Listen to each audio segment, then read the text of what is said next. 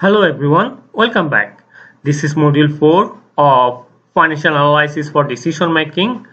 During this module, we are covering introduction to financial analysis, and in this lecture, we will cover introduction and intuitive understanding of financial analysis. Let's look at the agendas of this module first. First of all, we will cover introduction and intuitive understanding of financial analysis, then profitability measures, leverage measures, efficiency measures, liquidity measures, market value measures, horizontal analysis of financial statements, vertical analysis of financial statements, and finally limitations of financial statement analysis. So why do we do financial analysis?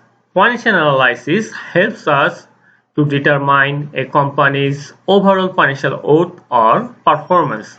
So if we want to identify whether a business is worth enough for investment, we can do financial analysis to measure its financial performance and to take our investment decision.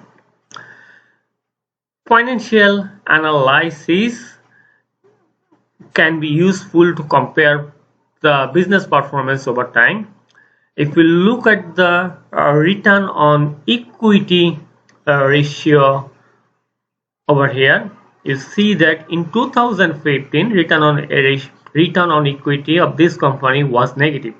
It was minus 81.54%. Gradually it improved, and in 2016 it became positive. It was only 1.5%. It again decreased in 2017, and since then it increased. Overall trend of return on equity is upward sloping. If you just look at the return on equity of 2019, you cannot say anything whether it is good or bad, whether it has improved or not. But if you compare the return on equity over the time, you can say that over the time return on equity has increased. So this is why we need to analyze financial performance of the business to compare the performance over the time. Here is a snapshot of balance sheet of a company between of 2013 and 2014. If you look at the total assets and total liabilities and equity between 2013 and 14, these are almost same. However, if you look at the equity of 2014 and 2013, you will find that equity has substantially decreased from 2013 to 2014. So we can conclude that equity value, which is the investment of the shareholders, has decreased over the time. For this reason, we need to compare the performance of the business over time, and financial analysis helps us to compare the performance of a business. We can also compare the performance of a business across firms. There could be cross-sectional analysis, which is a comparison of different firms' financial ratio at the same point of time.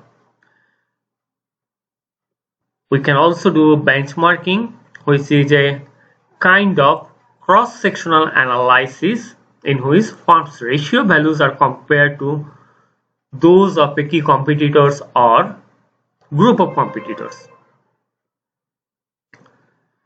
Ratio analysis can be used for financial analysis or to compare the performance of companies of different size.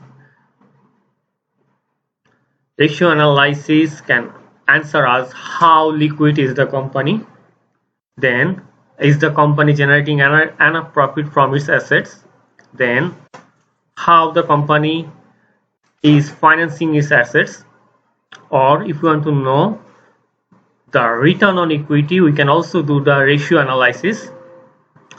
That's all about this video. In our next video, we'll cover profitability measures.